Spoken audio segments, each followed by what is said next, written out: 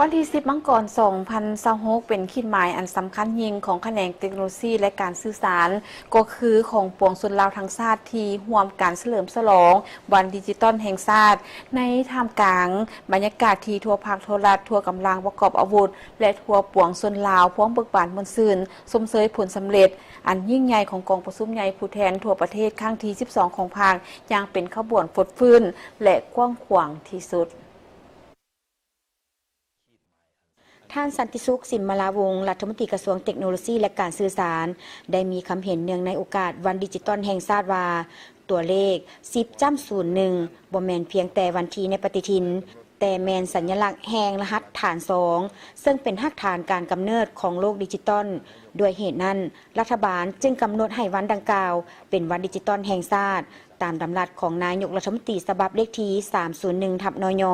ลงวันที่31ตุลาคม2023การเฉลิมฉลองในปี2026นี้มีความพิเศษอย่างยิ่งเพราะถูกจัดขึ้นภายใต้คำขวัญ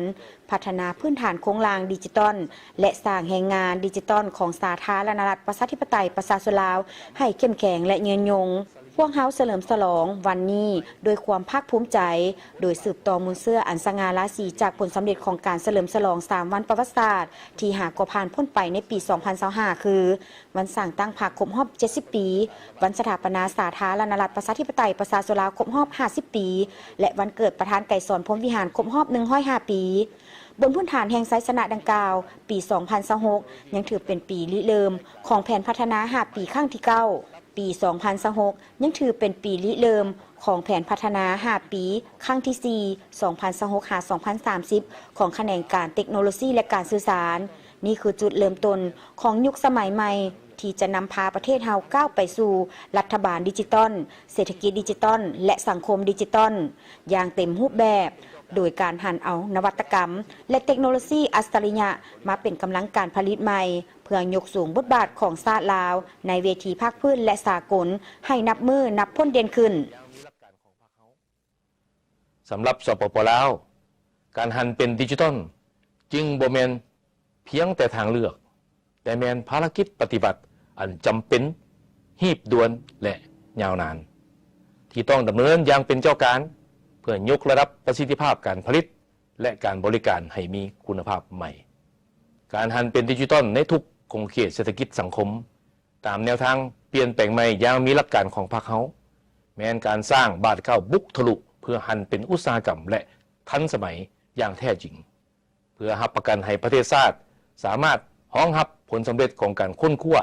และพัฒนาด้านวิทยาศาสตร์เทคโนโลยีและนำใช้นวัตกรรมใหม่เข้าในการสร้างสาพัฒนาตามทิศสีเขียวและยืนยงนำพาสปป.ลาวก้าวขึ้นอย่างนักแน่นในยุคสมัยใหม่ปัจจุบันโลกพวมก้าวเข้าสู่ยุคดิจิตอลอัจฉริยะที่บ่แม่นเพียงการเชื่อมต่อข้อมูลเท่านั้นแต่แม่นการผสมผสานระหว่างปัญญาประดิษฐ์ AI ระบบอัตโนมัติและเทคโนโลยีสีเขียวในยุคปัจจุบันเทคโนโลยีดิจิตอลได้กลายเป็นกำลังการผลิตใหม่ที่ตัดสินความสามารถในการแข่งขันคุณภาพของการพัฒนาและอิทธิพลของบรรดาประชาชาติสำหรับสาธารณรัฐประชาธิปไตยประชาชนลาวการหันเป็นดิจิตอลจึงบ่แม่นเพียงแต่ทางเลือกแต่แม่นภารกิจปฏิวัติอันจำเป็นรีบด่วนและยาวนานที่ต้องดำเนินอย่างเป็นเจ้าการเพื่อยกระดับประสิทธิภาพการผลิตและการบริการให้คุณภาพใหม่การหันเป็นดิจิตอลในทุกขอบเขตเศรษฐกิจสังคมตามแนวทางเปลี่ยนแปลงใหม่รอบด้านมีหลักการของพรรคแม่นการสร้างบัตรเก้าบุกทะลุเพื่อหันเป็นอุตสาหกรรมและทันสมัยอย่างแท้จริงเพื่อรับประกันให้ประเทศชาติสามารถรองรับผลสำเร็จของการค้นคว้าและพัฒนาด้านวิทยาศาสตร์เทคโนโลยีและการนำใช้นวัตกรรมใหม่เข้าในการสร้างสาพัฒนาตามทิศสีเขียวและยืนยงนำพาสาธารณรัฐประชาธิปไตยประชาชนลาวก้าวขึ้นอย่างหนักแน่นในยุคสมัยใหม่เขาจะซุ่มใส่การสร้างเศรษฐกิจเอกราชเป็นเจ้าตนเองในระยะใหม่ด้วยการนำใช้เทคโนโลยีและนวัตกรรมที่ทันสมัยโดยเฉพาะแมนปัญญาประดิษฐ์เขาในการปฏิบัติเบี่ยงงานในทุกขอบเขตเพื่อยกสูงสมรรถภาพและคุณภาพการบริหารรัฐและการบริการรับใช้ประชาชนในอาศัยบรรลุคาดหมายสร้างโครงสร้างพื้นฐานดิจิทัลให้นักแน่นและสร้างแรงงานดิจิทัลที่มีทักษะสูงเพื่อขับเคลื่อนการหันเป็นรัฐบาลดิจิทัลเศรษฐกิจดิจิทัลและสังคมดิจิทัลอย่างเป็นรูปธรรมแท้ ผ่านมาภายใต้การนำพาซี่น้ำของพรรคและรัฐบาลแขนงการเทคโนโลยีและการสื่อสารสามารถยัดได้ผลงานอันพ้นเด่นซึ่งเป็นรากฐานอันแน่นแกนให้แก้การพัฒนาประเทศชาติในนั้นด้านพื้นฐานโครงรางพวกเขาได้ขยายตานางสายกาบย้ายแสงได้หลายกว่า 36,000 กิโลเมตรสัญญาณ 4G ควบคุม 76 ส่วนห้อยของจำนวนบ้านทั่วประเทศและ 5G ได้เปิดให้บริการแล้วใน 59 เมืองสำคัญส่งผลให้อัตราการนำใช้อินเทอร์เน็ตเพิ่มขึ้นเป็น 63 ส่วนห้อยของประชากรด้านการหันเป็นรัฐบาลดิจิตอลได้สำเร็จการเชื่อมโยงเครือข่ายอินเทอร์เน็ตภาครัฐควบคุมทุกกระทรวงและแขวงพร้อมทางผันขยายระบบห้องการทันสมัย e-office อย่างกว้างขวางอันพ้นเด่นแม่นการสร้างตั้งคณะหันเป็นดิจิตอลระดับชาติโดยมีทานนายกรัฐมนตรีเป็นประธานซึ่งได้กลายเป็นกลไกนำพาซีนำที่เข้มแข็งและเป็นเอกภาพตั้งแต่ศูนย์กลางลงฮอดท้องถิ่น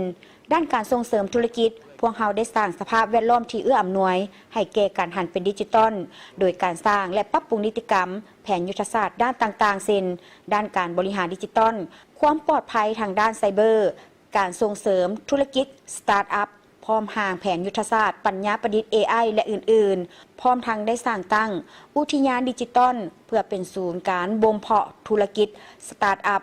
ดึงดูดการลงทุนและสร้างบุคลากรที่มีทักษะสูงโดยเน้นใส่นวัตกรรมที่เป็นมิตรกับสิ่งแวดล้อมสำหรับปี 2026